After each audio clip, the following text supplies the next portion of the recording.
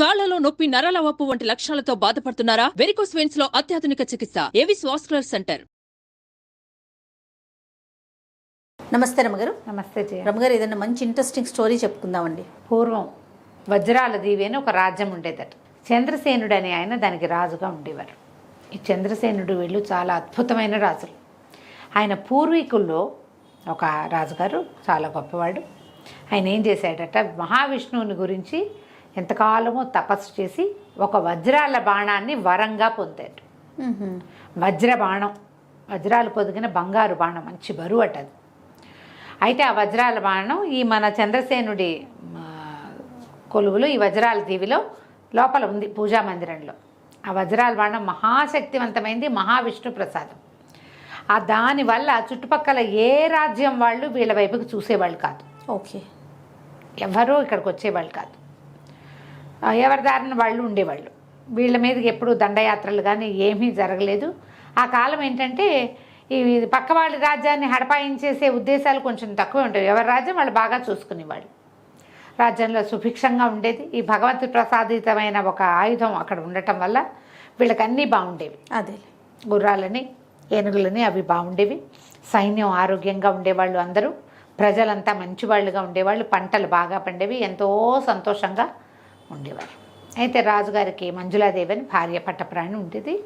చాలా కాలం సంతానం కలగకపోతే ఈ పక్క రాజ్యాలలో ఒకరు ఈయనకి సంతానం కలగట్లేదని మా అమ్మాయిని ఇస్తామని వచ్చారు. వాళ్ళ అమ్మాయిని కూడా చేసుకున్నారు. శ్యామలాంబిక రెండో రాణి.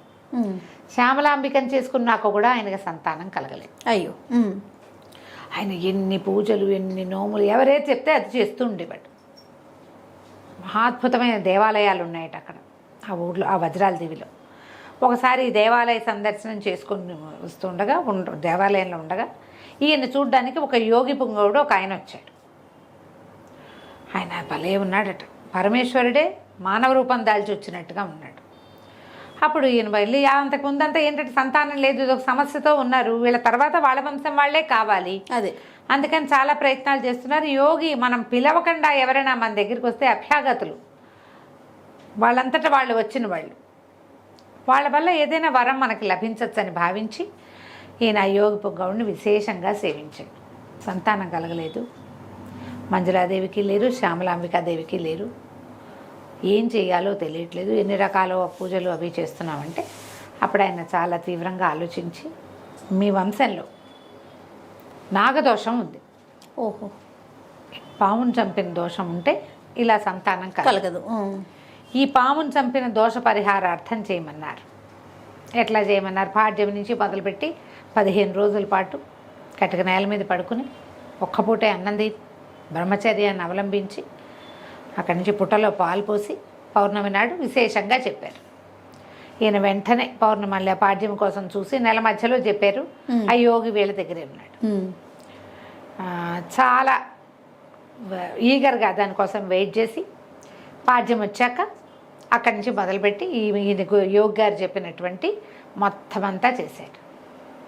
చేసి పౌర్ణమి నాడు పుట్టలో పాలు పోసి దీక్షా విరమణ చేసుకున్నాడు. అప్పుడు మళ్ళీ వెళ్ళి రాణులతో సహా యోగి పాదాలు పట్టుకుని, అయ్యా మీరు చెప్పిన నాగదోష పరిహారం చేశాను, ఇంకా నాకు సంతానం కలుగుతుందంటారా? ఆయన నవ్వాడు. నాగదోషం పోవడానికి చెప్పే కానీ సంతానం అంత సులువుగా కలగదు రాజా. నీకు నీ సంతానం కలగాలంటే ఒక ప్రత్యేకమైన క్రియ చేయాలి, చాలా ప్రత్యేకమైనది. చేస్తావా అన్నాడు. చేస్తానంటే ఇక్కడికి 100 ఆమడల దూరంలో గంధమాదన పర్వతం ఉంది. 100 ఆమడలు అంటే అక్కడ దగ్గర దాపు కాదు, అది వెళ్ళాలి. ఆ గంధమాదన పర్వతం పక్కన అగాధమైన ఒక సరస్సు ఉంది. ఆ సరస్సులో ఒక పగడాల పడవ కనపడుతుంది. ఆ పగడాల పడవలో ఎక్కి వెళ్ళాలి. వెళ్తే అక్కడ ఒక దీవి, పగడాల దీవి. ఆ దీవిలో మహాకాళేశ్వర ఆలయం ఒకటి ఉంది. ఆ మహాకాళేశ్వర ఆలయంలో ఒక భైరవ విగ్రహం ఉంది. భైరవ విగ్రహం చేతిలో ఒక త్రిశూలం ఉంటుంది. ఆ త్రిశూలాన్ని తీసుకొచ్చి అక్కడి నుంచి 3 రాత్రులు 3 పగళ్ళు ప్రయాణం చేస్తే నల్లకొండ అనేది ఒక దెబ్బ వస్తుంది. దాని మీద దయ్యాలు నివాసం ఉంటాయి, ఎక్కువగా దయ్యాలు ఉంటాయి. బోల్డ్ అనే శక్తులు ఉన్నాయి ఆ నల్ల దిబ్బ మీద, నల్లకొండ దిబ్బ మీద చాలా శక్తులు కలిగింది. అక్కడ ఒక గున్నమావిడి చెట్టు ఉంది పైన, దానికి కవలపు కాయలు కాస్తాయి, 2 పళ్ళే కాస్తుంది అది. ఈ శూలం ఉన్నవాడే ఆ కాయలు కొయ్యగలడు. ఆ కాయలు కనుక తీసుకొస్తే నీ భార్యలకి సంతానం కలుగుతుంది. అమ్మో, ఎంతుంది కదా. సరే, ఈయన ఆశ్చర్యపోయాడు. ప్రయత్నం చేస్తాను, 16 సంవత్సరాల తర్వాత మళ్ళీ వస్తాను నేను నీ సంతానాన్ని ఆశీర్వదించడానికి అని చెప్పి యోగి వెళ్ళిపోయాడు. ఎంత బాగా చెప్పాడు. అదే కదా, ముందు చెప్పిన 15 రోజులు పూజ చేయమంటే ఎవరైనా చేస్తారు, చేసేసాడు రాజు. రాజు తలుచుకుంటే దెబ్బల కోదమేముంది. అదే అక్కడి నుంచి ఇక ప్రచారం చేశారు, ప్రకటించారు. ఇలా వెళ్ళి ఈ జంట మామిడి పళ్ళని సాధించేవాడు ఎవడైనా ఉంటే గనక రండి అంటే ఎందరో మహావీరులు వచ్చారు. ఎవరూ తిరిగి రాల. రోజులు గడిచిపోయినాయి. ఈయన వెళ్ళడా? ఈయన వెళ్ళడు. ఓ, ఎవరైనా తెచ్చిపెట్టాలి అవి. ఓకే, ఈయన్ని వెళ్ళమనలా, తెస్తే చాలు, తెప్పించుకోమన్నాడు. సరే, నెలలు గడిచాయి, ఏడాది దగ్గర అయిపోతుంది. ఇప్పుడు సంతానం నాగదోషం ఉండి ఈ పండ్లు తెప్పిస్తే పిల్లలు పుట్టరు. నాగదోష పరిహారం ఏంది కాబట్టి పళ్ళు తెస్తే పిల్లలు పుడతారు. బాగా ఆలోచించి రాజుగారి సైన్యాధిపతి అయిన శూరసేనుడు మహావీరుడు, మామూలు వాడు కాదు. శూరసేనుడు నేను వెళ్ళి తెస్తానన్నాడు. సరే చూద్దాం అనుకున్నారు. శూరసేనుడు 3 నెలల గడువు, 3 నెలల లోపల రాగలిగితే వచ్చినట్టు. ఓకే, ఎందుకంటే గంధమాదన పర్వతానికి చేరటానికి నిలబడుతుంది, తిరిగి రావడానికి ఇంకో నిలబడుతుంది. మధ్యలో వ్యవహారం పగడాలు పడవ అది ఇది అంటే వాటన్నిటికీ టైం పట్టదు. 3 నెలలు చూడండి అని చెప్పాడు. శూరసేనుడు బయలుదేరాడు. ఓకే, నెల రోజులకి గంధమాదన పర్వతం పక్కనున్న అగాధమైన సరస్సు దగ్గరికి చేరాడు. తినక ఏదో దొరికింది తిని అన్ని రకాల అవకాశాలని ప్రయత్నం చేసుకుంటూ సరస్సు దగ్గర చేరాడు. ఇంతకుముందు వచ్చిన వాళ్ళు ఎవరు సరస్సు దాకా చేరారో లేదో ఎవరికి తెలియదు. మధ్యలోనే పోయారో ఏమైపోయారు.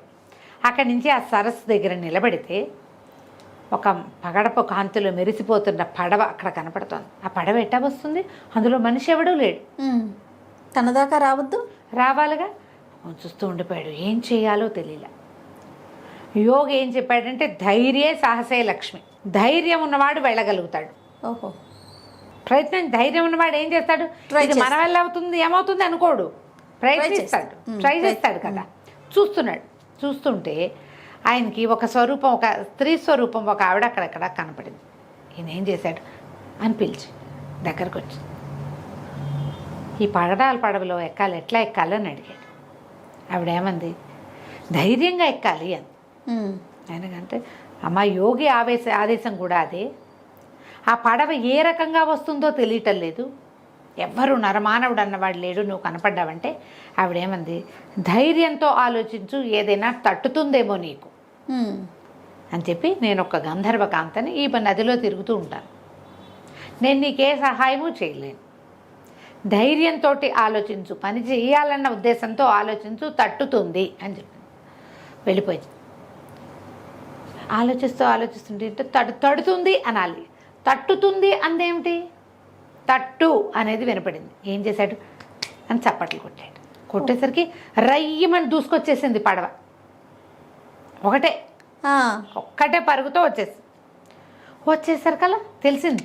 ఓకే, కూర్చున్నట్టు పెద్ద పెద్ద పగడాలతోటి వరుసగా పేర్చబడి నిర్మించబడింది అది. లోపల ఒక బంగారపు సింహాసనం ఉంది. అందులోకి ఎక్కితే ఎవ్వరు లేరు. సరస్సు ప్రశాంతంగా ఉంది. ఎక్కి కూర్చున్నాడు. ఏం చెప్పాలి, ఏం చెయ్యాలి? దాంట్లో సాధనాలు ఏం లేవు. దండం పెట్టుకున్నాడు, నమస్కారం చేసుకుని పగడాల దేవికి వెళ్ళాలి. ఆనంగానే ఒకటే రయ్యమని వెళ్ళిపోయింది. ఓ, అక్కడి దాకా వెళ్ళిపోయింది. దిగితే ఏముంది, పెద్ద దేవి, ఎక్కడ నరమానవుడు లేడు, ఖాళీగా ఉంది. పైకెక్కాడు, నడవటం మొదలుపెట్టాడు. నడవగా తిరగ్గా పెద్ద దేవాలయము, దాని ముందు సరస్సు కనపడింది. పురాతనమైన దేవాలయం. లోపలికి వెళ్తే ఒక పక్కన శివలింగం కనపడింది. కాసిన సరస్సులోంచి నీళ్లు తీసుకెళ్ళి శివలింగం మీద పోసి దండం పెట్టుకున్నాడు. రెండో పక్కన బ్రహ్మాండమైన భైరవుడి విగ్రహం ఉంది. ఎంత పెద్ద విగ్రహమో, శూలం పట్టుకుని ఉన్నాడు. మనకేం కావాలి? భైరవుడి చేతిలో శూలం. ఈ శూలం ఎలా వస్తుంది? ఎంత ప్రయత్నించాడు. సరే అట్లా కాదు, భైరవారాధన చేద్దామని ఆ ప్రాంతంలో వాళ్ళకి అందరికీ భైరవ మంత్రం ఉంది. భైరవుడు, కాలభైరవుడు, తర్వాత ఏమో వీరభద్రుడు, ఈ మంత్రాలు ఇట్లా సైన్యాధిపతులుగా వాళ్ళుగా ఉన్న వాళ్ళకు ఉంటాయి. ఓహో, యుద్ధ విద్యలు నేర్చుకునే వాళ్ళకి భైరవ సహాయం కావాలి యుద్ధాల్లో. అదే ఆయన కూర్చుని 3 రోజుల పాటు భైరవ జపం చేసుకున్నాడు. ఆ దీవిలో ఏవో పళ్ళో గిల్లో ఉన్నాయి. ఆ సరస్సులో నీళ్ళు తాగాడు, పళ్ళు తిన్నాడు, ఇక్కడ కూర్చున్నాడు. 3 రోజులు చేసిన భైరవుడు కళ్ళు తెరవల. అలాగే ఉంది విగ్రహం. ఏం చేయాలో తెలియలే. అప్పుడు అతనికి ఏమనిపించింది, పడవ రానప్పుడు ఆవిడ తట్టు అంది. తట్టేం కదా, తడితే వస్తుందేమో అనుకున్నాడు. భైరవుడు ఎదురుగుండా నిలబడి ఏం చేశాడు, చేతులు తట్టాడు. తట్టంగానే ఇట్లా ఉన్న భైరవుడి విగ్రహం నిప్పులు కక్కుతూ కళ్ళు తెరిచేసింది. ఎర్రగా ఉన్నాయి కళ్ళు. చేతిలో త్రిశూలం ఉంది కదా, ఒక అడుగు ఉగ్రంగా ఒక అడుగు ముందుకేసాడు. వేసి త్రిశూలాన్ని విసిరేశాడు. భైరవుడు విసిరేస్తే ఏమైంది, ఇతను ఎక్కడి నుంచున్నాడు, సూరసేనుడు ఎదురుగుండా నించున్నాడు. సూరసేనుడి గుండెల్లో గుచ్చుకుపోయింది. పెద్ద పొలికి ఎక్కబెట్టి పడిపోయాడు. అయ్యో, అయిపోయింది. ఇంత ప్రయత్నం చేసి వచ్చిన సూరసేనుడు భైరవుడు ఎదురుగుండా నుంచోకుండా పక్కన నుంచుని ఉంటే ఏమయ్యేది, ఈ భైరవుడికి ఆపోజిట్లో బయట పెద్ద జమి చెట్టు ఉంది. ఈ త్రిశూలం వెళ్ళి జమి చెట్లో గుచ్చుకునేది, అతను తీసుకునే పని. కానీ ఇతను పొరపాటు ఏం చేశాడు, ఎదురుగుండా నుంచున్నాడు. భైరవ మంత్రంతో భైరవుడు లేవడానికి సిద్ధంగా ఉన్నాడు, అడగటమే ఆలస్యం. ఆ పక్కన నుంచి ఉంటుంటే వచ్చేసేది. అయ్యో, గుండెల్లో గుచ్చుకుపోయింది. ఇంకేముంది, చచ్చి పడిపోయాడు. కథ అయిపోయింది. ఇక 2 నెలలు గడిచినాయి, ఇతను రాలా. సూరసేనుడు రాలేదు. ఎక్కడ రాలిపోయాడో తెలియలా. ఏం జరిగిందో వాళ్ళకి తెలియదుగా. ఈ కథ అంతా మనం చెప్పుకుంటున్నాం, రాజుకు తెలియదు కదా. చంద్రసేనుడికి ఇందులో ఇసుమంతా కూడా తెలియదు. ఆయన చాలా దిగులు పడిపోయాడు, ఏం చేయాలో తెలియలే. ఒకరోజు శివాలయానికి వెళ్ళి వస్తూ ఉంటే ఆయనకి ఎవరో ఒక మహావీరుడు ఒక అతను కలవడానికి వచ్చాడు అని చెప్పారు. వీరభద్రావతారంలాగా ఉన్నాడు వచ్చినవాడు. మహావీరుడు, ప్రచండు అతని పేరు. ఏమన్నాడు, మహారాజా మీరు జంట మామిడి పళ్ళ కోసం ఎదురు చూస్తున్నారని నాకు తెలుసు. అక్కడికి వెళ్ళి ఆ పళ్ళు నేను తెచ్చిస్తాను. ఒక కోరిక తీర్చాలి నాది, నేను చేస్తాను ఈ పని అని చెప్పాడు. చెప్పేసరికల్లా రాజు అన్నాడు, కోరిక సరేనని, కాకపోతే తమ దగ్గర ఏమిటి, అద్భుతమైన వజ్రాల బాణం ఉంది, ఎవరైనా అది అడగచ్చు వరంగా, అందుకని వజ్రాల బాణం తప్ప నువ్వు ఏది అడిగినా తీరుస్తానన్నాడు. అలాగే అడుగుతాను, ముందు మీకు పళ్ళు తెచ్చిపెట్టాక కనిపిస్తానన్నాడు. ఆ మహావీరుడుగా కనపడుతున్న ప్రచండు వెళ్ళిపోయాడు. అతను గంధమాదన పర్వతం చేరాడు, అగాధమైన సరస్సు చేరాడు, చప్పట్లు కొట్టి పగడాల పడవని పిలిపించాడు, అందులో ఎక్కాడు, పగడాల దీవి చేరాడు, దీవిలోకి చేరాడు, చేరి మహాకాళేశ్వర ఆలయానికి వెళ్ళాడు. వెళ్ళాకేముంది, ఈయనేమి భైరవుడిని ప్రసన్నం చేసుకోకర్లా, త్రిశూలం సిద్ధంగా ఉంది అక్కడ రెడీగా ఉంది కదా. అయ్యో, పక్కపక్క నవ్వుతూ ఆ సూరసేనుడి శరీరంలో గుచ్చుకుని ఉన్న త్రిశూలాన్ని పైకి లాక్కుని బయలుదేరాడు. బయలుదేరి ఇక వెళ్ళడం మొదలుపెట్టాడు. ఆ దిబ్బ దగ్గరికి బయలుదేరాడు. ఈయన జంట మామిడి పళ్ళు దొరికాయా లేదా అనేది ప్రచండు అనే మహావీరుడు వెళ్ళాడు. వెళ్ళి సూరసేనుడు చనిపోయి ఉన్న అతని శరీరంలో నుంచి శూలాన్ని తీసుకుని బయలుదేరాడు. నల్ల దిబ్బ, నల్లకొండ దిబ్బకి వెళ్ళాలి. నల్లకొండ దిబ్బలో ఆ కొండ మీద ఒక గుణమావిడి చెట్టు ఉంది, దానికి 2 పళ్ళు ఉంటాయి. ఓకే, అవి పట్టుకురావాలి. ఇది పూర్తిగా దయ్యాలతోటి నిండి ఉండే కొండ. ఆ పిశాచాలన్నీ కూడా ఆ జంట మామిడి పళ్ళు విపరీతమైన మంత్రశక్తిని పెంచేవి. ఓకే. ఆ కాయల కోసం ప్రయత్నం చేస్తాయి. ఆ కాయల కోసం ఎవరైనా వస్తే వాళ్ళని పీక్కు తింటాయి. ఇతను ఆ దారిలో వెళ్ళడం మొదలుపెట్టాడు. ఓకే. ఎప్పుడైతే అతను ఆ కొండని సమీపించాడో అదృశ్య రూపంలో ఉన్న భేతాళుడు వచ్చేసాడు. ప్రచండ ఆగు ఎక్కడికి అంటే, నేను మామిడి పళ్ళ కోసం వచ్చానన్నాడు. వచ్చానంటే ఏమన్నాడు, నువ్వు ఏదైనా బలిస్తే కానీ నిన్ను కొండెక్కనివ్వను. అద్భుతమైన బలి ఇవ్వమంటే ఎడం చేయి నరుక్కున్నట్ట ప్రచండుడు. ఎడం చేయి నరుక్కుంటే భేతాళుడు సంతోషించి ఏమన్నాడు, ఇదిగో నీ చేయి తీసుకో, కానీ నువ్వు మానవుడు అన్నవాడు చేయకూడని పని చేస్తున్నావు. ఈయనకు కావాల్సింది ఒట్టి మామిడి పళ్ళు కాదు, ఈ మామిడి పళ్ళు అక్కడిచ్చి అక్కడి నుంచి ఇంకోటి ఏమిటో తెచ్చుకోవడానికి. లేకపోతే పనిమాల వీళ్ళకి సహాయం చేస్తానని ఎందుకు వచ్చాడు?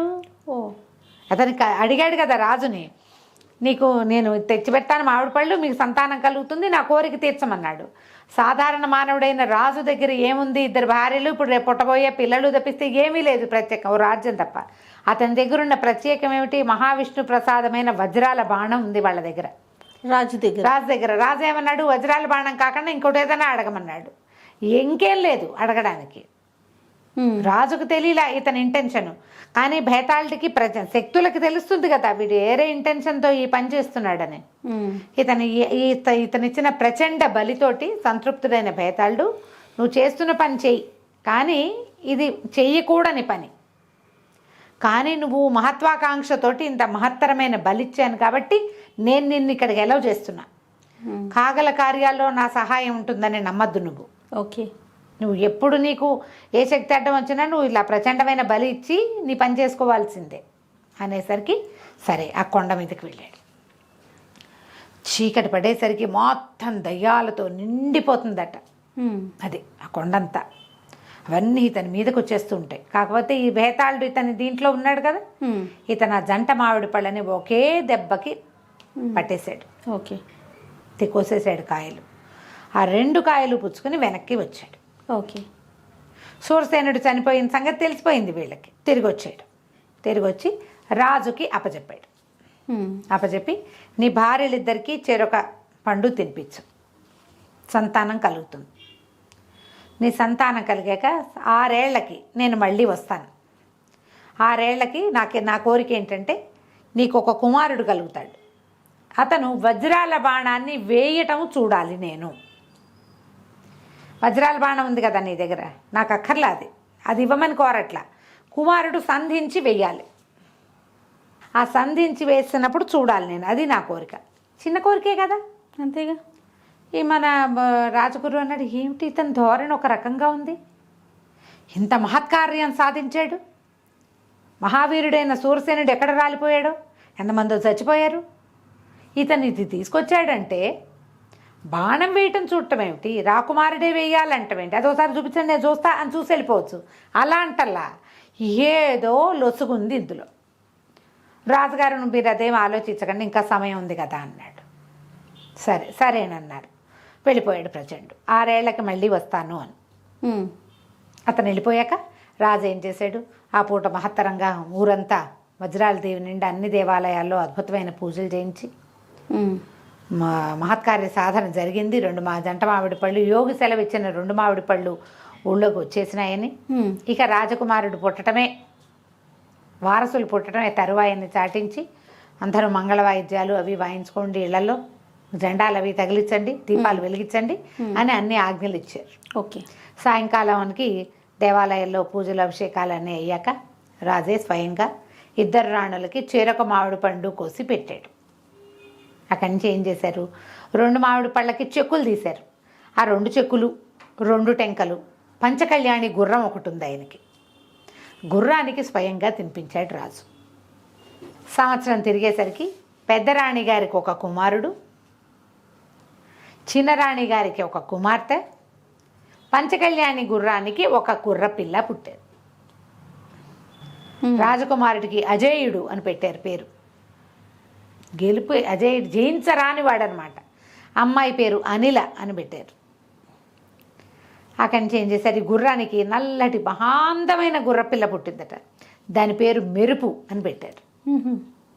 పిల్లలు పెరిగారు కొస్తా. మెరుపు బ్రహ్మాండంగా దూకేసేది, ఎగిరేసేది, పెరగటం మొదలుపెట్టింది. అది కూడా కుమారుడు కుమార్తెలతో పాటు యువరాణి యువరాజుతో పాటు అశ్వాన్ని కూడా పెంచారు.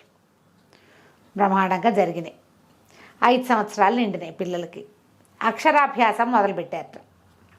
అక్షరాభ్యాస వేడుకలో ఉన్నట్టుండి ఉరుములా పడ్డాడు ప్రచండు.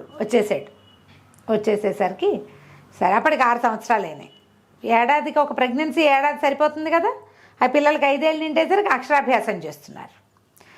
వచ్చి రాజా నా కోరిక తీర్చమన్నాడు. తీర్చమంటే పిల్లాడు అంతున్నాడు. 5 ఏళ్ళ వాడు ఎంత ఉంటాడు? చంటాడు ఇంత ఎత్తే ఉంటాడు. రాజు మంత్రి అందరు సంప్రదించుకుని, అయ్యా వజ్రాల బాణం మహాబరువు, పిల్లవాడికి ఇప్పుడే అక్షరాలు రాయిస్తున్నాం. రాకుమారుడు యువరాజుకి ఇప్పుడే ఇంకా ధనుస్సు పట్టించల. నువ్వేమన్నా సంధించి ఆకాశంలో బాణం వేస్తూ చూస్తానన్నావు.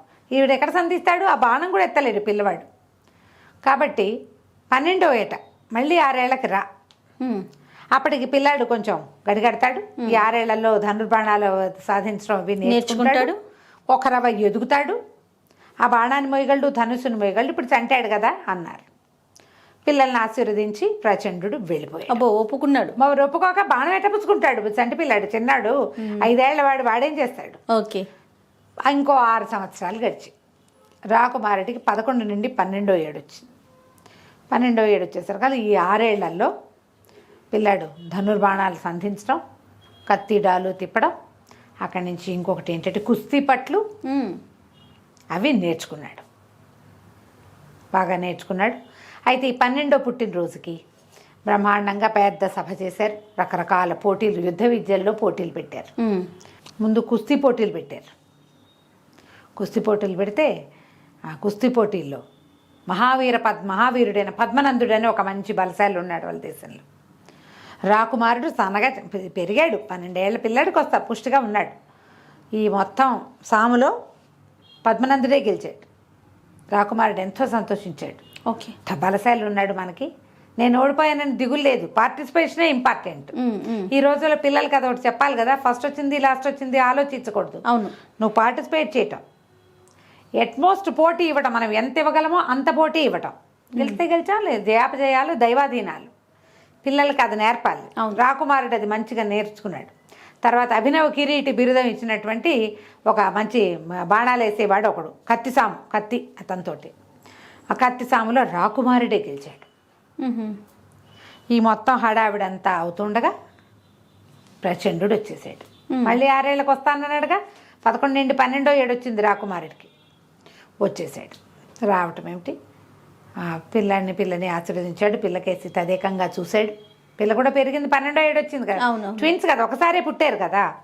సరే ఏమన్నాడు, నా కోరిక తీరుస్తావా రాజా అన్నాడు. తప్పకుండా తీరుస్తానని. ఆ దేశంలో ప్రజలందరూ కూడా చాలా ఉత్సాహంగా ఉన్నారు. వాళ్ళల్లో ఎవ్వరూ ఆ బాణాన్ని ఏనాడు చూడలే. ఆ వజ్రాల బాణం వాళ్ళకి ఎక్కడుంది? పూజా మందిరంలో ఉంటుంది. ఓకే, ఎవరు చూస్తారు? రాజు కూడా రోజుకోసారి ఊరికే దూరం నుంచి చూస్తాడు. దాన్ని ముట్టుకుని ఎత్తుకుని పట్టుకుని చూడ్డు. పిల్లాడి ఇప్పటిదాకా కంటితో చూడలేదు దాన్ని తీసుకొచ్చారు. బ్రహ్మాండమైన ధనస్సు తెప్పించారు. ఎప్పుడైతే ఆ బాణాన్ని తేగానే ఆ ప్రచండుడి మొహంలో తేడా చూసేసరికల్లా రాజగురువు శ్రీకాంత శర్మకి అనుమానం వచ్చింది. ఏమిటి తన ధోరణిలో ఒక రకమైన మార్పు వచ్చింది. దాన్ని చూసేసరికల్లా అతని నరాలు ఉప్పొంగటం, మొహం ఇట్లా భీషణంగా తేతే అన్నట్టు చంద్రముఖి అయ్యాడనమాట. భయం వేసింది దీనికి. ఏమిటి ఇది, ఇతనిలో ఇలాంటి మార్పు ఉంది అని, వద్దు ఈ పని చెయ్యొద్దు, ఇంకా సమయం అడుగుదాం, ఒక 6 నెలలు, ఒక 5-4 ఏళ్ళు, 16 ఏళ్ళు రానిమందాం అని పదే చెప్పాడు. చెప్పినా సరే రాజు ఒప్పుకోవాలి. బాణం వేస్తే చూస్తానన్నాడు. అంతే కదా, ఇచ్చిన మాట ఎట్లా తీరుకుంటాం? ఓసారి తీరుకున్నాం, రెండోసారి కూడా తీరుకోవచ్చా? మాట తీరకూడదు కదా మనం అని. నాయన ఏమంటామంటే అట్లాగే తండ్రి చేస్తానన్నాడు. బాణం పట్టుకొచ్చారు. పిల్లవాడు దానికి దండం పెట్టుకున్నాడు. అక్కడి నుంచి కాలు వెనక్కి పెట్టి, అది బరువు బాణం. మామూలు బాణాలు ఈకల్లా ఉంటాయి, సన్నగా ఉంటాయి, బద్దీలే కదా. మంచి బరువు, అది బంగారు బాణం.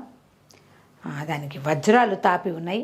వెనకాల భాగంలో ఇట్లా ఉంటుంది కదా బాణాలకి యారోకి వెనక భాగం, ఆ వెనక భాగం అంతా వజ్రాలు. ఈ బంగారపు బాణం మీద ఇట్లా వరసగా వజ్రాలు ఉన్నాయి. కొసకి ఒక సన్నటి వజ్రపు పొడి ముక్కని ఏదో అతికినట్టుంది. మెరిసిపోతోంది అది. అంత దివ్యమైన బాణాన్ని కంటితో చూడటంతో ప్రజలు ఎంతో సంతోషించేశారు. ఏ తరంలోనూ బాణాన్ని ఎక్కుపెట్టిన వాడే లేడు. చిన్నపిల్లాడికి అవకాశం వచ్చింది. ఓకే. చాలా సంతోషంగా ఉన్నారు. అయితే ఏమైంది, ఒక గరుడ పక్షి వెళ్తోంది పైన. రాకుమార ఆ పక్షి మీదకి సంధించు బాణం అన్నాడు. పిల్లవాడు కాలు వెనక పెట్టి గట్టిగా లాగి వేసేసరికల్లా అది వెళ్ళి ఆ గరుడ పక్షి దాకా వెళ్ళే లోపల పెద్దగా వికటాట్టహాసం వినపడింది. ఏదో అవుతోంది, జనాలకు అర్థం కాల. అంత నవ్వు వినిపిస్తుంది ఏమిటి అని చూసేసరికి ఈ కిందున్న ప్రచండు ఒక్క ఎగురెగిరి ఆ ఆకాశంలోకి వెళ్తున్న వజ్రాల బాణాన్ని పట్టేసుకున్నాడు. పట్టేసుకునేసరికి అతని ఇంటెన్షన్ వీళ్ళకి అతనిలో కనపడిన ఉద్రేకము అతని వికృత రూపము ఆ నవ్వు చూసేసరికల్లా రాకుమారుడు ఏం చేశాడు, రయ్యమని బాణం వేసేసాడు. రెండో బాణం వేసాడు. బాణం తీసి వేసేసరికల్లా అరికాల్లో గుచ్చుకుని దులిపేశాడు బాణాన్ని. వాడు బాణమే నా ఆయుధం, నేను తీసుకెళ్ళిపోతున్నాను అన్నాడు. అనేసరికి ప్రజలంతా హాహాకారాలు చేశారు. రాజుగారు లబోదిపోమన్నాడు. పిల్లాడు ఇంకో బాణం వేశాడు. అర్ధచంద్రాకార బాణం వేసి కొట్టేశాడు. డొక్కలో దిగింది. ఆకాశం నుంచి నెత్తురు కురిసిందిట కిందకి. మరి డొక్కల్లో బాణం దిగితే ఏమవుతుంది? ఆ బాణం తిప్పి విరిచి వెనక్కి విసిరేసి, రాజా, ఈ బాణం కోసమే అంత ప్రయత్నం చేసి నీకు సంతానం కలిగేలాగా చేశాను. దీన్ని వెనక్కి ఇచ్చే ఉద్దేశం లేదు నాకు. నువ్వు బాణం కాకుండా, నేను బాణమే అడగాలనుకున్నా, నువ్వు బాణం కాకుండా ఏదైనా అడగమన్నావు. అందుకని సంధించే ఏర్పాటు చేశా. ఇప్పుడు ఇది నువ్వు ఇచ్చినట్టు కాదు, నేను తీసుకున్నట్టు కాదు. అక్కడి నుంచి ఏమన్నాడు, అజయ్య, నీ దెబ్బని మాత్రం మర్చిపోను, నేను ఇంతకింత బదులిస్తానని చెప్పి మాయమైపోయాడు. అయ్యో. అతను మాయమవుతున్నప్పుడు కూడా కొంత మేర నెత్తురు కురిసింది. అంటే ఆ వైపుగా వెళ్ళాడనమాట. తర్వాత కనపడలే. ప్రజలు ఆకారాలు చేశారు. కొంతమంది ఏడ్చారు. కొంతమంది అది చూసిన దానికి స్టాంపింగ్స్ చేసుకున్నారు. నెత్తురు కక్కుకున్న వాళ్ళు కొంతమంది. రాణిగారులు ఇద్దరు నెత్తి మీద చేతులు పెట్టి కూర్చున్నారు. బాణం పోయింది, ఇంకేముంది. శ్రీకాంత్ శర్మ, అయ్యో నేను చెప్పాను కదా, ఇంత పని చేసేసాం మనం అన్నాడు. అక్కడి నుంచి హుటాహుటిన ప్రజలందరినీ ఇళ్ళకి పంపేశారు.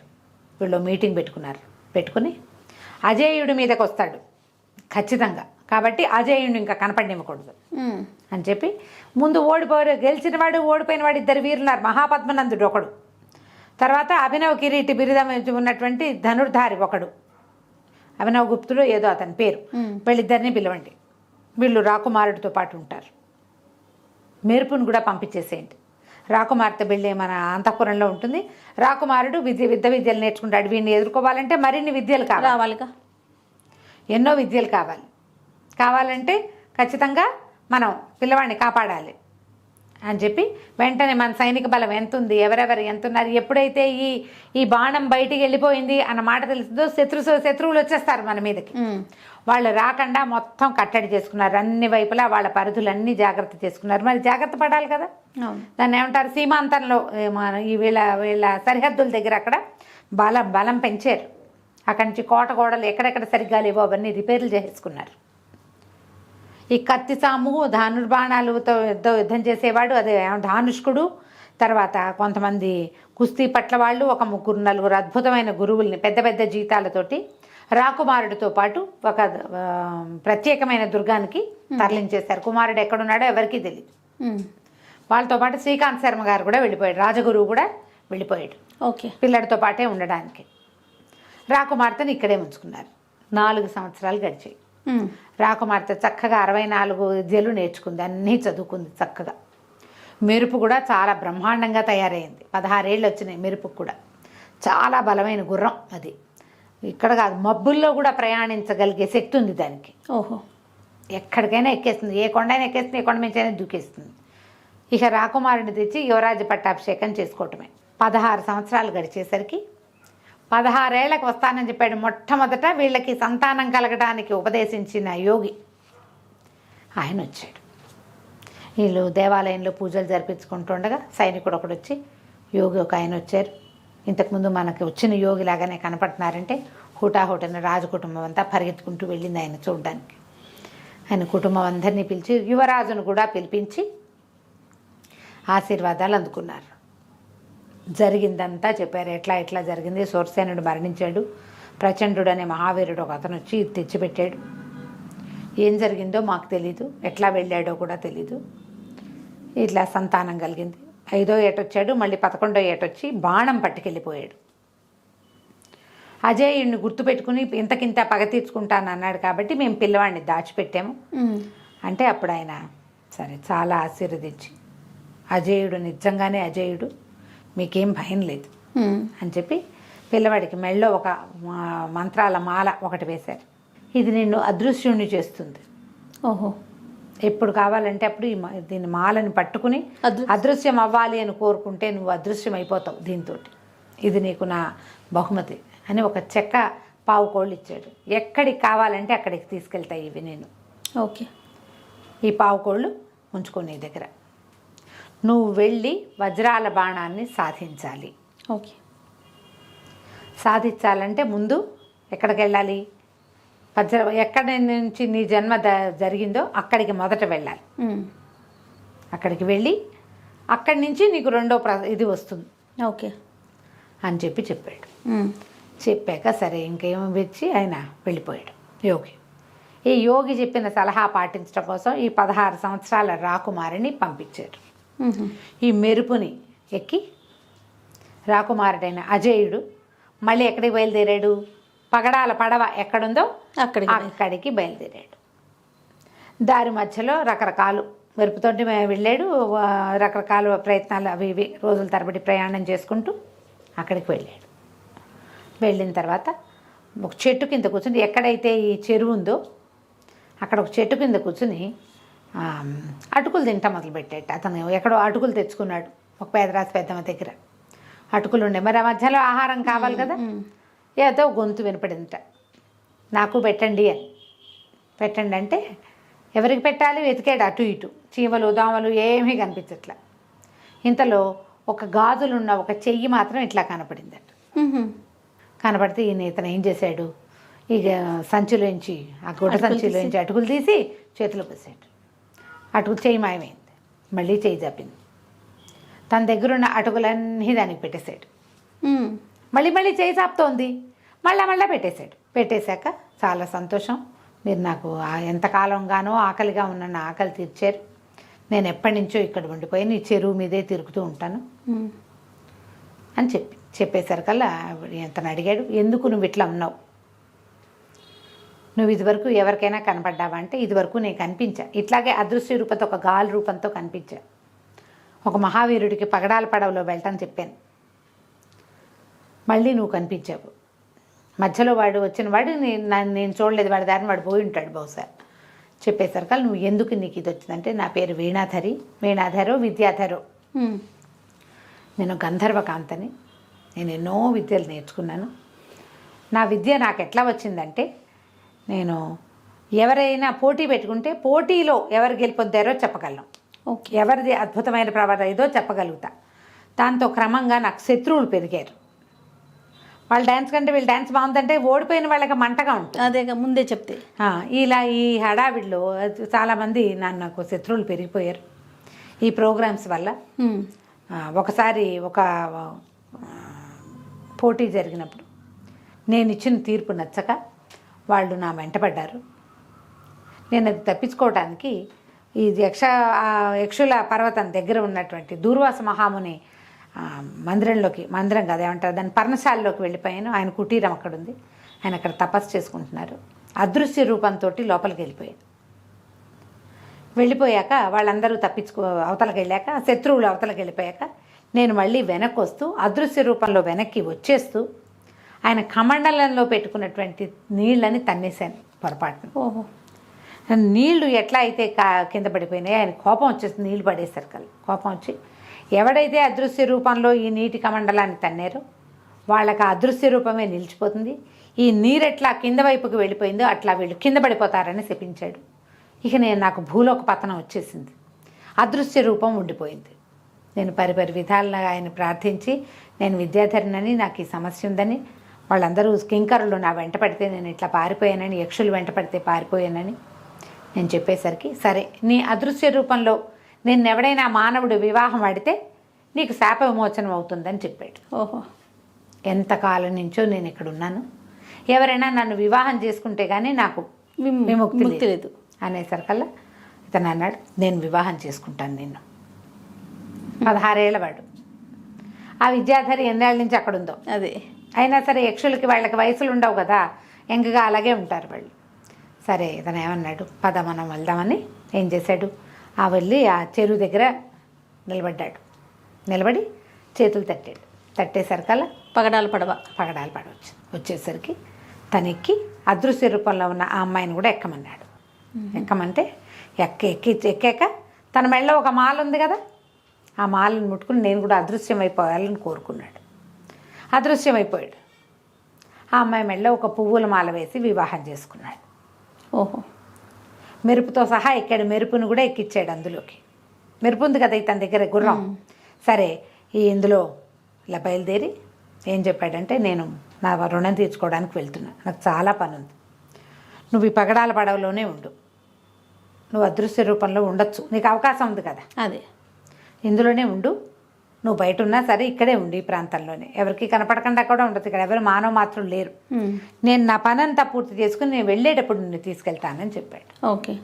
చెప్పి ఈ పగడాల పడవలో అవతల తీరానికి వెళ్ళి అక్కడ కపాలేశ్వర ఆలయం ఉంది కదా, ఆ కపాలేశ్వర ఆలయానికి వెళ్ళిపోయాడు. ఓకే. వెళ్ళి పైకి వెళ్తే కపాలేశ్వరుడు ఉన్నాడు. రెండో పక్కన మనం మొదటే చూసాంగా భైరవుడే ఈ రహస్యాన్ని చెప్పగలడు.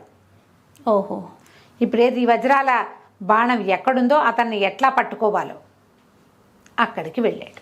వెళ్ళిన తర్వాత ఏం చేశాడో, భైరవుడు ఇతనికి కిందసారి భైరవుడు ప్రత్యక్షం అయ్యాడు, శూలం విసిరేసి సూరసేనుడు చచ్చిపోయాడు. ఇప్పుడు ఏమవుతుందో మనం వచ్చే భాగంలో తెలుసుకుని వెళ్ళాడు. విద్యాధరిని పెళ్లి చేసుకుని వివాహం చేసుకున్నాడు. చేసుకున్నాక అమ్మాయిని ఆ పగడాల పడవలోనే నువ్వు ఇక్కడే ఉండు, నేను వెళ్ళి మిగిలిన పని చూసుకొస్తానని బయలుదేరాడు. తన దగ్గర పాదుకలు ఉన్నాయి కదా, పాదుకలను ధరించి దక్షిణ దిక్కుగా ప్రయాణం చేసి ఆ కపాలేశ్వర స్వామి దేవాలయానికి చేరుకున్నాడు. ఆ పగడాల దీవిలో ఉంది కదా ఒక దీవి, అందులో దేవాలయం వెళ్తే ఆ దేవాలయంలో పెద్ద భైరవుడి విగ్రహం ఉన్న చోట ఒక మానవ కంకాళం పడుంది. అది ఎవరిది?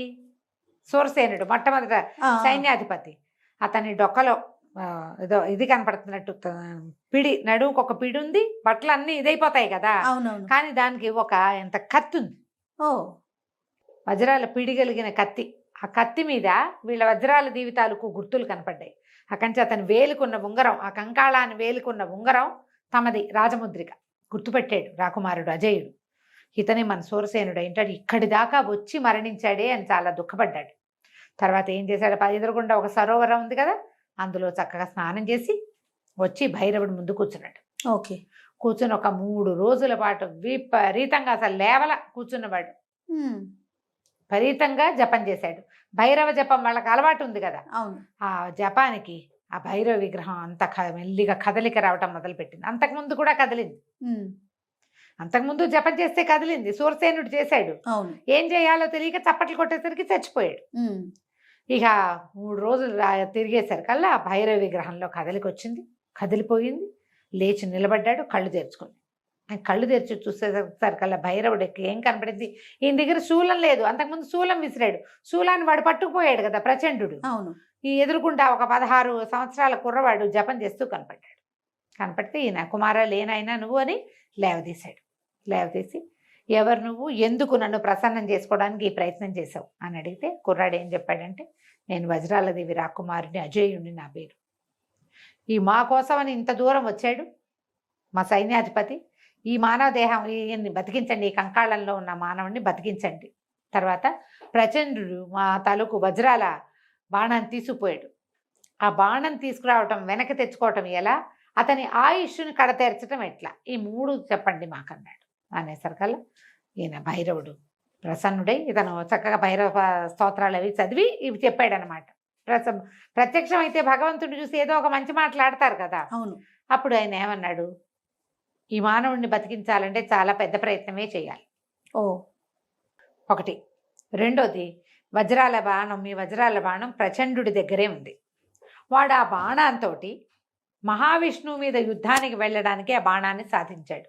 అది విష్ణువు చేతిలో ఉండే బాణం. ఆయన మీ వంశంలో ఒక పూర్వీకులకి ఇచ్చాడు. వాడు బ్రహ్మ కోసం ఇప్పుడు తపస్సు చేసుకుంటున్నాడు, విష్ణువు మీద యుద్ధానికి వెళ్ళే అవకాశాన్ని ఇవ్వమని. ఆయన ఎక్కడుంటాడో తెలీదు, విష్ణువు ఎక్కడో ఉన్నాడు, అవును. ఆయన ఎక్కడుంటాడో ఎవరికీ తెలియదు, విష్ణువుని వెతకలేరు. బ్రహ్మను పట్టుకుంటే విష్ణువు దొరుకుతాడని ప్రయత్నం చేస్తున్నాడు. అయితే ఇంకా ఇంకా ఉన్నాయి బోల్డని.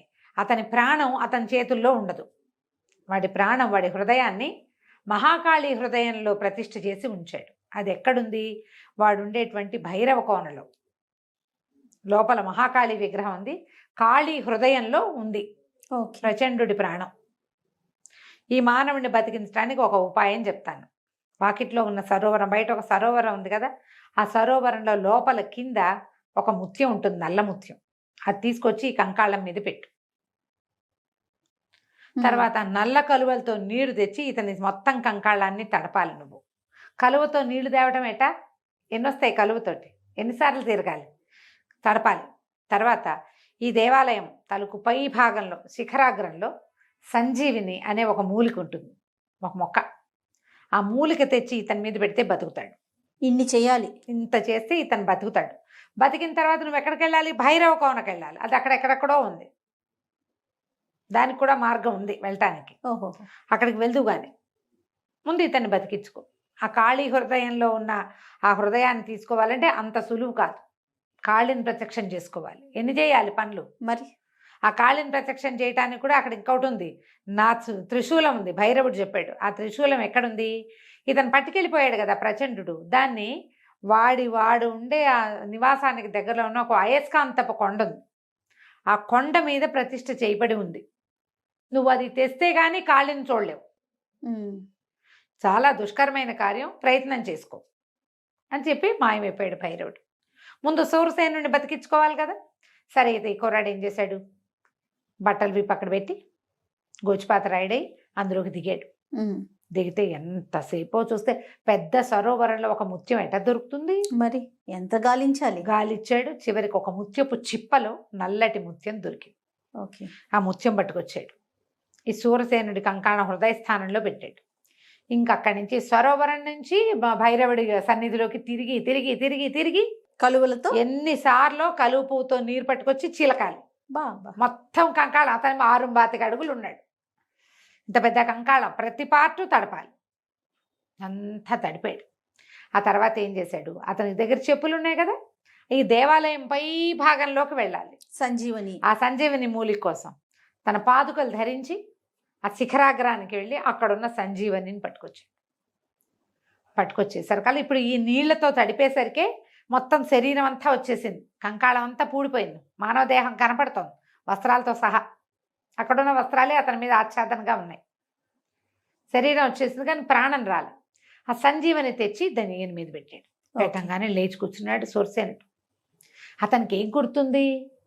తను భైరవుడిని ప్రసన్నం చేసుకున్నాడు. భైరవుడి శూలం తనకి తగలటం వరకే. ఆయన కళ్ళు తెరిచి చూసేసరికి ఓ 15-16 సంవత్సరాల కుర్రాడు, గోచిపాతరాయుడు, ఒంటిమించి నీళ్లు గారుతూ నుంచుని ఉన్నాడు. ఓ, అది చూస్తే ఎట్లా ఉన్నాడు? చంద్రసేన మహారాజు లాగా ఉన్నాడు. చంద్రసేనుడు సూరసేనుడు ఇద్దరు ఒకే వయసు వాళ్ళు. సైన్యాధిపతి రాజు ఒక వయసు వాళ్ళు. ఈ వయసులో కనపడుతున్న చంద్రసేనుడిని నేను ఎప్పుడో చూసా. ఆయనకు అర్థం కాల. నువ్వెవరు? నేను ఇక్కడ ఎందుకున్నా? నువ్వు ఇక్కడికి ఎట్లా వచ్చావు? ఇంత ప్రయత్నం ఎట్లా చేసావు నువ్వు? ఇతను ఎంత ప్రయత్నం చేసి వచ్చాడు? ఎక్కడ గంధమాదన పర్వతం, ఎక్కడ పగడాల పడవా, అవన్నీ పట్టుకుని వచ్చాడు కదా. నువ్వు ఎట్లా వచ్చావు నాయన? నువ్వెవరు ఏమిటంటే అప్పుడు చెప్పాడనమాట. వజ్రాల దేవి యువరాజైన అజేయుడు మీకు అభివాదం చేస్తున్నాడంటే ఆయన ఆశ్చర్యపోయాడు. ఏమిటి ఇలా జరిగిందా అన్నాడు. ఇది జరిగి 17 సంవత్సరాలు అయింది. 17 ఏళ్ల క్రితం భైరవుని దీనికి మీరు బలైపోయారు. మీ శవం ఇక్కడ పడిపోయి ఉండిపోయింది. తర్వాత ఒక దుర్మార్గుడైన యోగి మా నాన్నగారికి జంట కవల ఫలాలు తీసుకొచ్చాడు. నేను నా చెల్లెలు అనిలాదేవి జన్మించాం. అతను వజ్రాల బాణం కోసమే ఈ ప్రయత్నం చేశాడు. బాణాన్ని పట్టుకుపోయాడు. దాని అన్వేషణలో నేను ఇక్కడికి వచ్చాను. మొత్తం చెప్పాడు. ఇక్కడికి వచ్చాను, మిమ్మల్ని బతికించడానికి భైరవుడు సహాయం చేశాడు. పదండి మనం వెళ్దాం, ఇప్పుడు అక్కడికి వెళ్ళాలి అని చెప్పి తీసుకొచ్చాడు. బయటికి తీసుకొచ్చి మీరు ఇంటికి వెళ్ళిపోతారా అంటే వెళ్ళనన్నాడు. ఈ మొత్తం కార్యక్రమంలో నేను నీ పక్కన ఉంటాను, కలిసే వెళ్దాం మనం, ఏమవుతుందో చూద్దాం. సరే ఇతను మళ్ళీ వెనక్కి బయలుదేరాడు. ఇప్పుడు ఎక్కడికి వెళ్ళాలి? సరే అక్కడి నుంచి బయలుదేరారు. బయలుదేరి ఇక నడవటం మొదలుపెట్టారు. ఇతను ఏం చేశాడంటే ఈ మన సూరసేనుడిని ఇట్లా పట్టుకుని చెప్పులు వేసుకున్నాడు. అయస్కాంతపు కొండ వెళ్ళాలి. అక్కడ దాకా వెళ్ళారు. వెళ్ళిన తర్వాత నువ్వు కింద ఉండని ఆ కొండ తాలూకు శిఖరానికి వెళ్ళి, ఆ శిఖరంలో ప్రతిష్ఠ చేయబడి ఉంది భైరవుడి శూలం. ఆ శూలం ఉంటే కానీ చాలా పనులు అవ్వవు. అవును. వెళ్ళి శూలం తీసుకున్నారు. శూలం తీసుకుని వీళ్ళు ఎక్కడికి వెళ్ళాలి? నల్లకొండలో, కొండ లోపలికి వెళ్ళిపోతే అక్కడ ఒక రహస్య ద్వారం ఉంది. ఆ గుహ లోపల ఆ ద్వారం తెచ్చుకుని లోపలికి వెళ్తేనే కాళికాదేవి కనపడుతుంది. అంతే. అంతే. ఇప్పుడు వజ్రాల బాణం కూడా ఆ కాళికాదేవి సాన్నిధ్యంలో నల్లకొండలోనే ఉంది. అది అతను తీసుకెళ్ళాడు మొదట. ఇప్పుడు పళ్ళు ఎక్కడి నుంచి తెచ్చారు వీళ్ళు? ఆ నల్లకొండ పైన ఉన్న గుణమావిడి చెట్టులోంచే తెచ్చుకున్నారు పళ్ళు. అక్కడికే వీళ్ళు మళ్ళీ వెళ్తున్నారనమాట. ఓకే. వీడు అక్కడికి వెళ్తాడని తెలిసే పట్టుకున్నాడు అతను. సరే ఏం చేశారు? ఇద్దరు కలిసి బయలుదేరారు. ఇవి శూలం పుచ్చుకొని వెళ్తుంటే అక్కడ ఒక కొండని రక్షిస్తూ ఒక రాక్షసు ఉందట. ఆ రాక్షసి మీదకి వచ్చింది. ఎంత సాహసికులరా నరులు ఇక్కడ అన్నాడు. అడుగు కూడా పెట్టడానికి వీల్లేదు అని చెప్పి మీదకి వస్తే ఆ శూలం పెట్టి ఒక పోటు పడితే చచ్చిపోయిందట. అక్కడి నుంచి రకరకాల జంతువులు, ఓ తేలు, కొండితోటి అది రాక్షసులు, ఇవే దయ్యాలే, పిశాచాలే అలా రూపంలో ఉన్నాయన్నమాట. జంతు పిశాచాలు. ఓకే. అది కొన్ని భల్లూకాలు, కొన్ని గబ్బిలాలు, అట్లా ఒకటి మీదకి వస్తుంటే ప్రతి దాన్ని దీంతోటే పొడిచేశారు ఈ శూలంతో. అట్లా లోపలికి వెళ్తే లోపల ఒక చీకటి గుహ, దానికి ఒక తలుపు ఉంది. ఆ తలుపును కూడా ఈ భైరవుడి శూలంతో పొడిస్తే తలుపు తెరుచుకుంది. ఓకే. లోపలికి వెళ్తే పెద్ద భయంకరాకారంలో కాళికాదేవి కనపడిందట. ఓ పక్కన వెలుగులు విరజిమ్ముతూ ఈ వజ్రాల బాణం కనపడుతుంది. బాణాన్ని తీసుకున్నారు. అక్కడ ఎవ్వరు లేరు కాపల. అతను బ్రహ్మ దగ్గరికి తపస్సుకి వెళ్ళాడు కదా, బ్రహ్మదేవుడి కోసం తపస్సు చేసుకోవడం కోసం ఇంకో చోటకి వెళ్ళిపోయాడు అతను. ఇక్కడ లేడు. తన కైలాస పర్వతం వైపుకు వెళ్ళిపోయాడు. అమ్మవారే రక్షిస్తుంది వజ్రాల బాణాన్ని. ఆవిడ గుండెల్లో ఎలాగో వాడి ఆయు పేటిక అంటారు. ఆ పేటిక ఆవిడ గుండెల్లో ఉంది, ఆ విగ్రహపు గుండెల్లో. అక్కడి నుంచి ఇతను ఏం చేశాడు? గోల్డ్ అంతసేపు కూర్చుని అమ్మవారిని ప్రార్థన చేశాడు పరిపరి విధాల. ఇతను అమ్మవారి కోసం దీంట్లో కూర్చుంటే, జపంలో కూర్చుంటే, సూరసేనుడు అతని దగ్గర కత్తిను భైరవుడి ఇది పట్టుకుని, భైరవుడి శూలం పట్టుకుని ఆ వజ్రాల బాణం పట్టుకుని కాపలాగా చేయడు. రోజులు గడిచినాయట.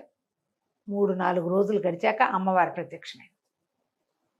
ప్రత్యక్షమైతే లేచి నిలబడి అనేక విధాలుగా ఇద్దరు స్తోత్రాలు చేశారు. ఈ రాకుమారుడితో రావటం వల్ల నేను అమ్మని కంటితో చూడగలిగానని సూరసేనుడు ఎంతో సంతోషించాడు. ఓకే. అప్పుడు ఇతను అడిగాడనమాట, అజయుడు, మరి మా వజ్రాల బాణం ఇక్కడ ఉంది, నేను తీసుకెళ్ళిపోతాను, కానీ అతనితో మాకు ఎప్పటికైనా ప్రమాదమే కదా, ప్రచండుడిని సంహరించడం ఎట్లా అంటే, ఆవిడేం చెప్పిందంటే, నా గుండెల్లో ఉంది, వక్షస్థలంలో వాడి ఆయుఃపేటిక ఉన్నది, కానీ నన్ను పడగొట్టడం ఎవరి వల్ల కాదు, పరమశివుడు ఒక్కడు తప్ప నన్ను ఇంకొకడు పడగొట్టలేడు. నన్ను పడగొట్టాలంటే నువ్వు శివుడి సహాయం తీసుకోవాలి. ఎట్లా పడగొడతారు? అమ్మవారి విగ్రహాన్ని ముట్టుకుంటే ఒప్పుకుంటుంది ఆవిడ? అదే కదా. మానవ మాత్రలు కుదరదు కదా. దండం పెట్టుకోవడానికి ఒప్పుకుంటుంది, పడగొట్టడానికి ఒప్పుకోవద్దు. నువ్వు ఆ పని చేయాలంటే, అతన్ని సంహరించాలంటే ఇదే మార్గం. నువ్వు శివుణ్ణి స్వాధీనం చేసుకుని రా, అప్పుడు ఆయుపేటకి తీసుకోవచ్చు నువ్వు. ఓకే. అనగానే ఇప్పుడు శివుడి కోసం తపస్సు చేయాలి. ఇప్పుడు కైలాస పర్వతాన్ని దగ్గరికి వెళ్ళి పర్వత సానువులు లోపలికి నీకు ప్రవేశం ఉండదు, బయటే శివుడి కోసం నన్ను ప్రార్థించినట్టే ప్రార్థించు. ఆయన ప్రత్యక్షమయ్యి ఆయన ఒప్పుకుంటే ఈ విగ్రహం పడగొట్టాలని, అంబిక విగ్రహాన్ని పడగొట్టాలంటే ఒప్పుకోవద్దు, మరి నువ్వు ఒప్పించుకుని రా. ఇప్పుడు ఇతను తపస్సు ఏమిటి? ముందు బ్రహ్మని, తర్వాత శివుణ్ణి తపస్సు చేస్తాడు వాడు ప్రచండు. ఎందుకంటే అతనికి కావాల్సింది ఏమిటి? విష్ణుమూర్తితోటి యుద్ధం. అప్పుడు లోకాల మీద సామ్రాజ్యాధిపత్యం. మంత్రవేత్తలందరికీ కూడా ఒక భగవంతుడి మీద పగ ఉంటుంది. వీళ్ళే దేవుళ్ళు అయిపోవాలని కోరుకుంటారు. పాత కథల్లో అవే కనపడుతుంది. అవునండి. వీడే దేవుడు అయిపోవాలి, వాడు దేవుడు అయిపోవాలంటే దేవుడిని జయించాలి. అందుకని ఇట్లాంటి శక్తులని సహాయంగా తీసుకుంటారు. అందుకు విష్ణువు మీద జయించాలన్నా, ఆయన మీద యుద్ధానికి వెళ్ళాలన్నా విష్ణువు యొక్క ఆయుధంతో కుదురుతుంది మానవులకి. అందుకు ఆ వజ్రాల బాణాన్ని సాధించాడు వాడు. అని చెప్పి అమ్మవారు మాయమైపోయింది. ఇప్పుడు ఏం చేయాలి? సరే మళ్ళీ బయలుదేరారు. మళ్ళా బయలుదేరి కైలాస పర్వతం వైపుకి ప్రయాణం చేశారు. కైలాస పర్వతానికి వెళ్ళిపోయారు. పర్వతం కైలాస పర్వతమే కానీ కైలాసం కాదు అది, ఇంకా వెళ్ళాలి లోపలికి. ఆ ద్వారాలు మామూలు వాళ్ళు ఎవరికి తెరవబడవు. శూరసేనుడు మళ్ళీ కాపలా కాస్తుండగా ఇతను మళ్ళీ జపానికి కూర్చున్నాడు యువరాజు. ఇప్పుడు ఇతనికి ఇలా ఎలా కుదిరింది? వీడు చిన్నపిల్లవాడు కదా, ఎట్లా కుదిరిందంటే ఇతని 12వ ఏటే అతనికి ఏం చేశారు, వీడు ప్రచండు ఏం చేస్తాడోనని ఒక రహస్య స్థలంలో అడ్డుపెట్టారు. రాజగురువు అయిన శ్రీకాంత శర్మ ఇతనితోటి ఉన్నాడు. ఈ మంత్రోపదేశాలన్నీ అతను చేశాడు. ఒట్టి యుద్ధ విద్యలతోటి పూర్తిగా దేన్ని సాధించలేము. యుద్ధ విద్యలకు ఎప్పుడూ దైవ బలం ఉండాలి. శారీరక బలానికి ఎప్పుడూ కూడా, విద్యకి కూడా దైవానుగ్రహం ఉంటేనే కుదురుతుందని ఈ మంత్రోపదేశాలన్నీ ఆయన చేయటం వల్ల ఇతనికి గంటల తరబడి ధ్యానంలో కూర్చోవటం అలవాటైంది. ఓకే. ఇక బయట కూర్చుని ఇది తపస్సు చేసుకోవటం మొదలుపెట్టాడు కుర్రబాడు. రోజుల తరబడి కూర్చున్నాడు. క్రమంగా ఇతని పంచాక్షరి మంత్ర జపానికి కైలాసం కదలటం మొదలుపెట్టిందట. మొదలు పెడితే ఆయన ఏదో తాండవానికి ఏర్పాట్లు చేసుకుంటున్నారు. సాయంకాలం వేళ ఈ కదలిక కంపన వస్తోంది.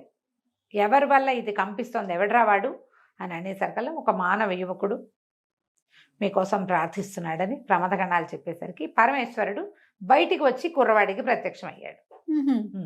ప్రత్యక్షమయ్యేసరికల్లా కుర్రాడు రకరకాల నమస్కారాలు చేసి ఎన్నో రకంగా పరిపరి విధాలుగా పరమేశ్వరుని ప్రార్థించి తన కథంతా చెప్పుకొని మహాకాళి విగ్రహాన్ని పడగొట్టాలంటే కేవలం నీ వల్లే అవుతుంది తండ్రి. ఆ విగ్రహంలోనే ప్రచండు ఆయుష్ ఉంది. నా బాణం దొరికిందని నేను వెనక్కి వెళ్ళిపోతే మళ్ళీ నన్నేమీ చేయడన్న నమ్మకం లేదు. పైగా ఇప్పుడు తపస్సు కూడా చేయబోతున్నాడు. ఇంత తపస్సంపన్నుడు అయిన తర్వాత నేనేం చేయగలుగుతాను?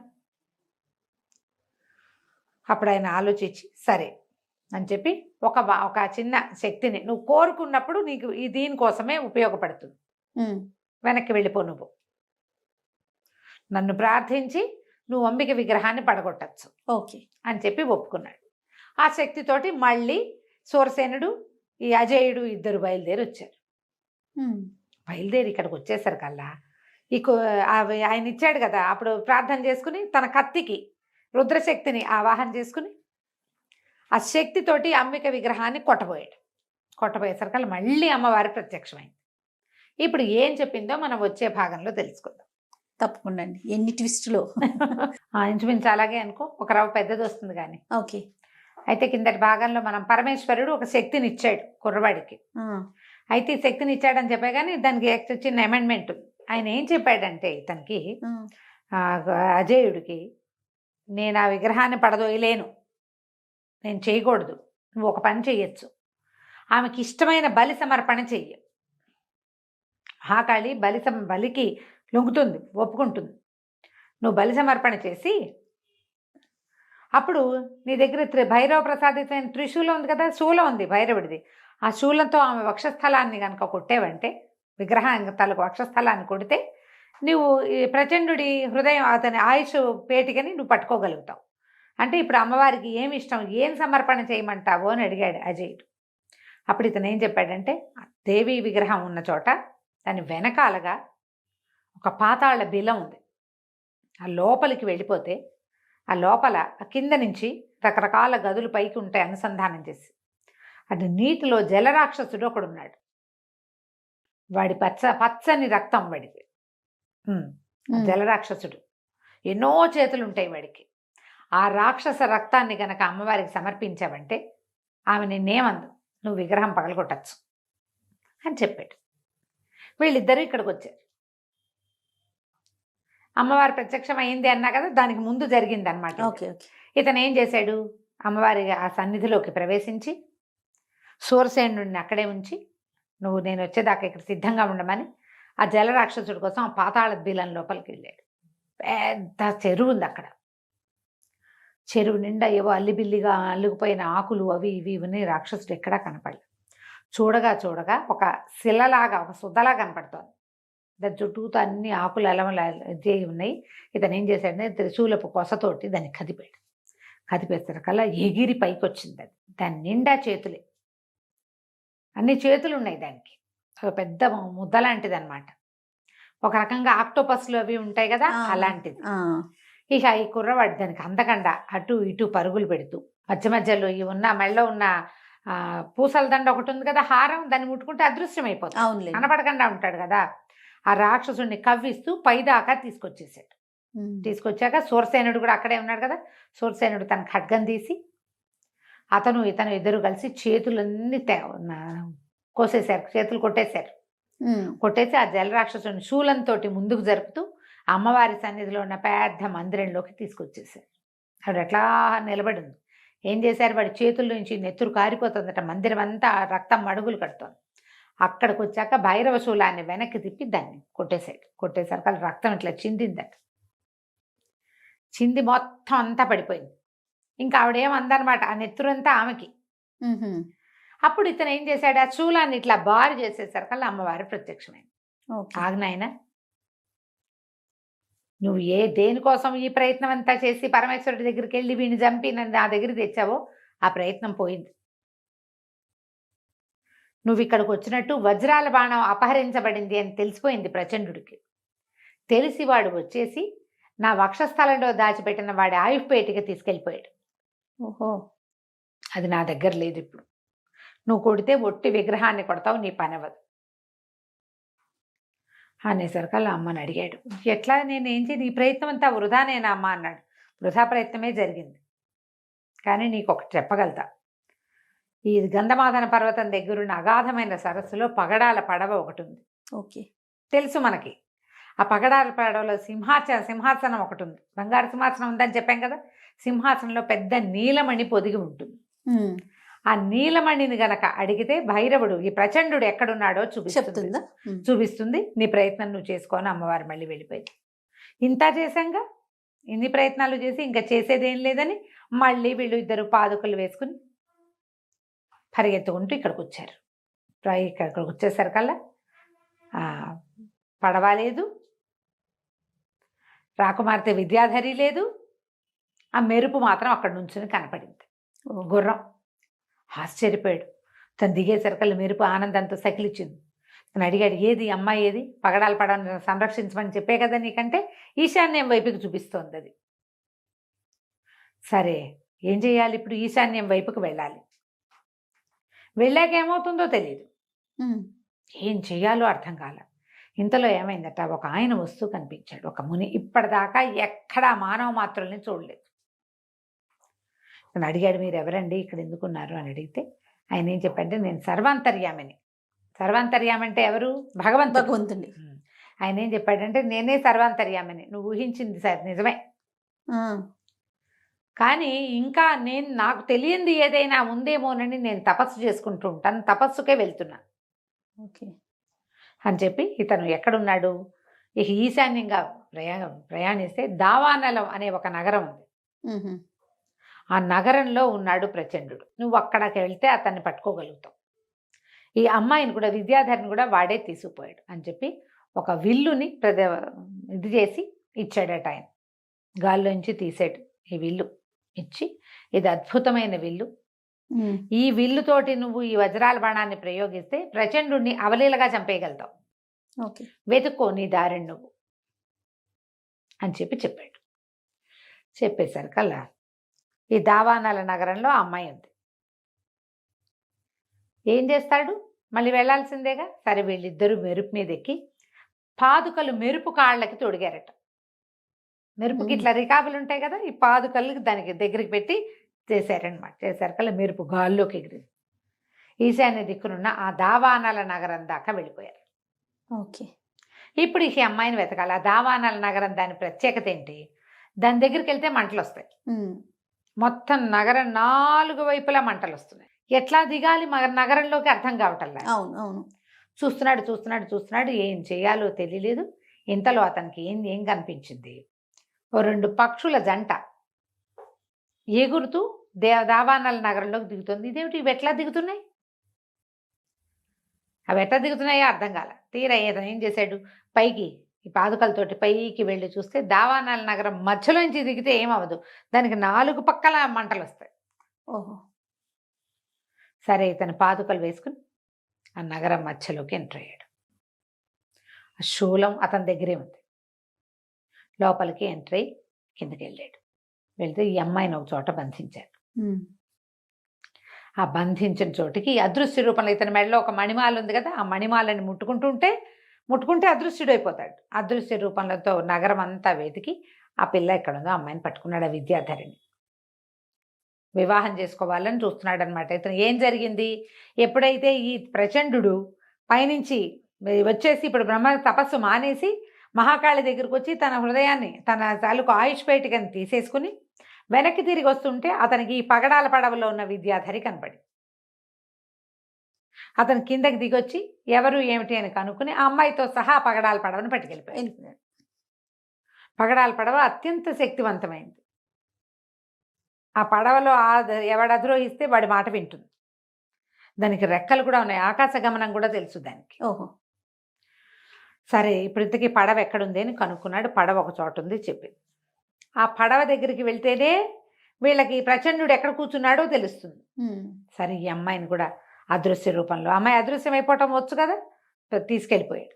తీసుకెళ్ళి ఆ పడవ దగ్గర చూస్తే ఇతను ఇంకొక చోట తపస్సుకి కూర్చున్నాడు.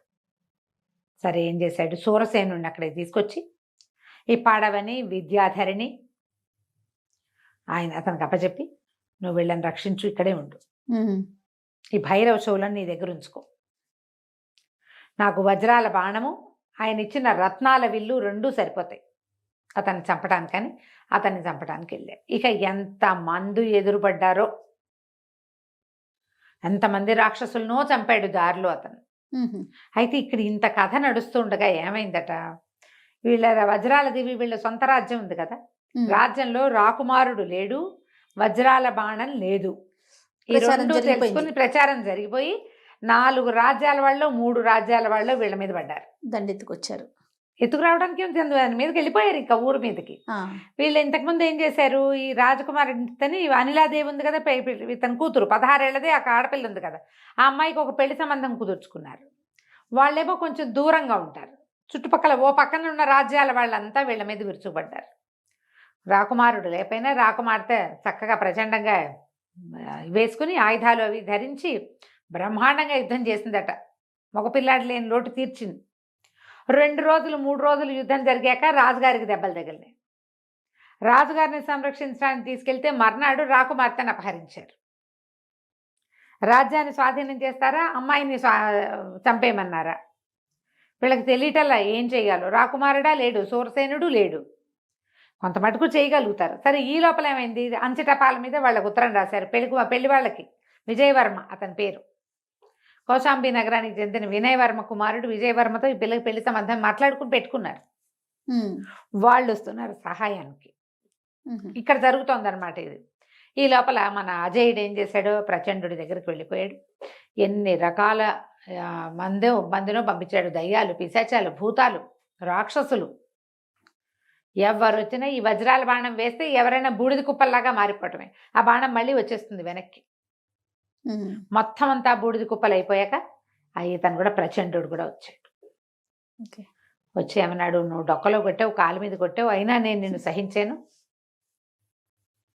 ఈ బాణం కోసం నేను చేసిన ప్రయత్నం అంతా పాడు చేసావు, నువ్వు నీ అంతు చూస్తానని ఏం చేశాడట, ఒక వజ్రాలు పొదిగిన ఒక గదని వేశాడట. అది కూడా ఇట్లాగే భగవద్దత్తమైంది. అయితే ఏమైంది, ఆ గద వేసేసరికల్లా ఈ రాకుమారుడు ఏం చేశాడు, వజ్రాల బాణాన్ని వేశాడు. ఆ బాణాన్ని గద ఎదుర్కోలేకపోయింది. మళ్ళీ వెనక్కి తిరిగి ఎవడు వేశాడో వాడిని కొట్టేస్తుంటాడు. ఓహో. అది వెనక్కి తిరిగింది, వజ్రాల బాణము తగిలేసింది. 2 తగిలి పడిపోయాడు ప్రచండు. ప్రచండు మరణించాక మొత్తం ఆ చుట్టూతా ఉన్నదంతా మంటలుగా ఉంది కదా, నగరం అంతా దావానల నగరం మొత్తం ఉన్న మంటలన్నీ ఆరిపోయింది. ఓహో. ఎక్కడ మంట లేదు, రాక్షస గణాలన్నీ పిండి పిండి బూడిదే. సరే ఇతను ఏం చేశాడు, మళ్ళీ అక్కడి నుంచి తన పాదుకలతోటి ఈ పైన పర్వతం పైన వాళ్ళని అట్టి పెట్టాడు. అమ్మాయిని, పడవని, సూరసేనుడిని అక్కడికి వెళ్ళి సరే అక్కడికి వెళ్ళి దండం పెట్టుకున్నాడు. దండం పెట్టుకుని ఓ పగడాల పడవ మమ్మల్ని మా ఇంటికి చేర్చు అని అడిగాడు. అడిగేసరికల్లా వెంటనే పగడాల పడవకు రెక్కలు వచ్చాయట. రెక్కలు వచ్చి వీళ్ళని ముగ్గురిని తీసుకుని బయలుదేరిందని. బయలుదేరి ఇవన్నీ దాటుకుని వీళ్ళు వెళ్ళేసరికల్లా ఏమైంది, రణరంగం అక్కడ గందరగోళంగా. రాకుమార్తెని అపహరించి కట్టేశారు ఒక చోట. విజయవర్మ వినయవర్మ వాళ్ళు చేరారు ఇక్కడికి. యుద్ధం మొదలయ్యేసరికల్లా ఇతను రాకుమారుడు వస్తున్నాడు, ఏదో పడవ వస్తుంది, దూరం నుంచి చూస్తే ఏదో ఎర్రగా ఎగురుతూ వస్తుంది, ఏమిటో వస్తుంది అనుకున్నారు. తీరా చూస్తే అందులో నుంచి దిగిన రాకుమారుణ్ణి సోరసేనుడిని చూసి ఓహో కేరింతలు కొట్టారు సైన్యం అంతా. చాలా సంతోషించారు. అక్కడి నుంచి చిన్న యుద్ధంతో మొత్తం పరిసమాప్తి అయిపోయింది. ఒక బాణం వేసేసరికల్లా మొత్తం శత్రువులు 3 రాజ్యాల వాళ్ళు బూడిద కుప్పలైపోయారు. దాని బలం అది. అందుకనే ఎవరు వీళ్ళ జోలికి వచ్చేవాళ్ళు కాదు, మిత్రులు తప్ప మిగిలిన వాళ్ళందరూ బూడిదైపోయారు. మొత్తం అందరూ మళ్ళీ రాజ్యంలోకి ప్రవేశించారు. ఒక మంచి ముహూర్తం చూసి ఇతను చెప్పాడు అజయుడు, మీరు లేకుండానే నేను పాణిగ్రహణం చేశాను, ఇలాంటి ఒక పరిస్థితి వచ్చింది, ఏమైనా పెళ్లి చేసుకున్నాను నేనంటే సంతోషించి అటు పెళ్లి చేశారు. ఈ సరిగ్గా పెళ్లి టైంకి యోగీశ్వరుడు మొట్టమొదటి ఇతన్ని పంపించాడు కదా, ఆ యోగి ప్రత్యక్షమయ్యాడు. ఆయన వజ్రాల బాణాన్ని కళ్ళకద్దుకుని దేవతాపీఠంలో పెట్టి, రాజా, ప్రచండుడు ఎవరో కాదు, నా సహోదరుడు, మేమిద్దరం కలిసే పుట్టాం, కలిసి తపస్సు చేసి తపశ్శక్తులు సాధించాం, అతనికి దైవశక్తిని సాధించాలని, తనే దైవం అయిపోవాలని పుట్టింది ప్రచండుడికి. మా గురువుగారి దగ్గర విద్యాభ్యాసం అయిపోయాక నల్లకొండ దిబ్బ దగ్గరికి వెళ్ళి అక్కడ ఇలా క్షుద్ర శక్తుల్ని ఆరాధన మొదలుపెట్టాడు. అందుకే నీ దగ్గర నుంచి విష్ణువుని జయించడం కోసమే, విష్ణువు చేతి నుంచి నీకు లభించిన ఆయుధం అవటం వల్లే వజ్రాల బాణం కోసం వచ్చాడు. ఓకే, అది అతన్ని సంహరించడం తప్పిస్తే ఇంకా రెండో దారి లేదు కాబట్టి నేను ఇలాంటి ప్రయత్నం చేయవలసి వచ్చింది. నీకు అక్కడ సంతాన ఫలాలు కష్టమని తెలిసినా కూడా మిమ్మల్ని అక్కడికి ఎందుకు పంపించానంటే, మానవుడి చేతిలో మరణం ఉంది వాడికి, ఆ మానవుడు మీ ఇంట్లో పుట్టేలాగా చేశాను. ఈ పగడాల పడవని మీ దగ్గరే ఉంచుకోండి, మహత్తర శక్తులు ఉన్నాయి, ఇది మామూలు ప్రయాణాలకి వాటికి వాడేది కాదు, పూజార్హమైంది, కావాలంటే ఇది స్వర్గం దాకా కూడా రెక్కలు కట్టుకుని ప్రయాణం చేయగలదు. కాబట్టి మీ వజ్రాల దీవిలోని ఈ పగడాల పడవని కూడా ఉంచుకోండి, మీ వజ్రాల బాణం ఎలాగో మీ దగ్గరే ఉంటుంది, ఇక మీకు ఎప్పుడు శత్రు భయం ఉండదు ఓకే అని చెప్పి అనేక ఆశీర్వచనాలు ఇచ్చి ఈ ఇద్దరు దంపతుల్ని, 2 జంటలు ఉన్నాయిగా, దీవించి వెళ్ళిపోయాడు. ఆ తర్వాత కొంతకాలానికి అజయుడికి రాజపట్టాభిషేకం చేసి రాజు రాణి విశ్రాంతి తీసుకున్నారు. కథ కంచికి మనం ఇంటికి. చాలా బాగుంది రమ్మగారు, మంచి ఇంట్రెస్టింగ్ గా ఉంది. ఇది నిదానంగా చదివితే ఒక 80 పేజీల కథ. నేను చకచకా చెప్పేశాను. అవును, బ్రీఫ్ చేసుకుని చెప్పుకున్నాం మనం. రైట్ అండి, నమస్తే. నమస్తే జయ. సుమన్ టీవీలో మీ పర్సనల్ అండ్ బిజినెస్ ప్రమోషన్స్ కోసం కింది నెంబర్కి కాంటాక్ట్ చేయండి.